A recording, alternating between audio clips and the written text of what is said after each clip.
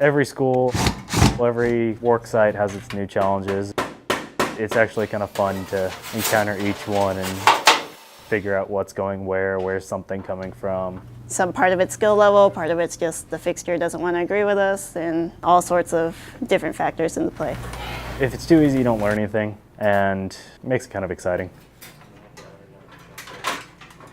What we're essentially doing is removing the old fluorescent tubes from the fixtures, and then usually just hook them up. Which mostly results in installing LEDs. It's pretty bright. It's actually a lot better too.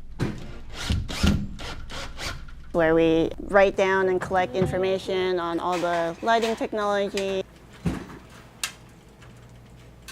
which means like replacing that old technology with newer technology. And then once we're done with that, then the schools will come back and say like, hey, we saved on our electricity bills.